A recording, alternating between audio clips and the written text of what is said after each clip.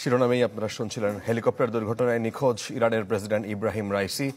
Azerbaijan থেকে ফেরার পথে দুর্ঘটনার কবলে পড়ে তাকে বহনকারী হেলিকপ্টার। হদিশ নেই দেশটির পররাষ্ট্রমন্ত্রী সহ বেশ কয়েকজন ঊর্ধ্বতন কর্মকর্তার। তাদের খোঁজে মাঠে নেমেছে 40টির বেশি উদ্ধারকারী দল। পরিস্থিতি এমন যে গোটা দেশে মানুষের রুদ্ধশ্বাস অপেক্ষা রাইসির সর্বশেষ পরিস্থিতি জানতে।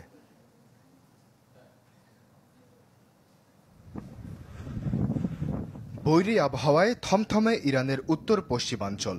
এরই মধ্যে চলছে উদ্ধার কাজ। মাঠে নেমেছে পুলিশ, সেনাবাহিনী ও রেড ক্রিসেন্টের উদ্ধারকারী দল। সবার চোখে মুখে উদ্বেগ। কোথায় আছেন ইরানের প্রেসিডেন্ট ইব্রাহিম রাইসি? রোববার আজারবাইজানে একটি বাঁধ উদ্বোধন করেন 63 বছর বয়সী এই প্রেসিডেন্ট। সেখান থেকে 3টি হেলিকপ্টারের বহর নিয়ে তেহরানের উদ্দেশ্যে রওনা দেন তিনি। সাথে ছিলেন পররাষ্ট্রমন্ত্রী, পূর্ব আজারবাইজানের গভর্নর, খামেনির প্রতিনিধি সহ বেশ কয়েকজন কর্মকর্তা। পথে ঘটে বিপত্তি। ঘন কুয়াশায় ছেয়ে যায় উত্তর পশ্চিমাঞ্চলের সীমান্তবর্তী শহর জোলফার আকাশ। ফলে নিয়ন্ত্রণ হারায় হেলিকপ্টারগুলো।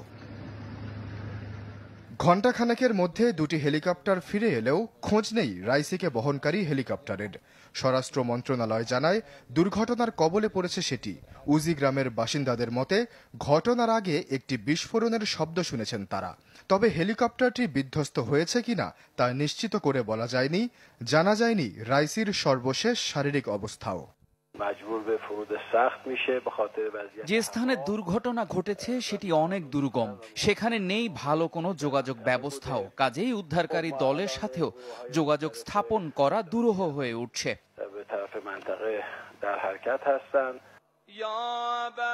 প্রেসিডেন্ট রাইসির জন্য প্রার্থনার আহ্বান জানিয়েছে ইরানের গণমাধ্যম ফার্স নিউজ এজেন্সি। মাসদাদ শহরে প্রার্থনা মাহফিলে বসেন শত শত ইরানি। আশ্বাস চৌধুরী, চ্যানেল 24।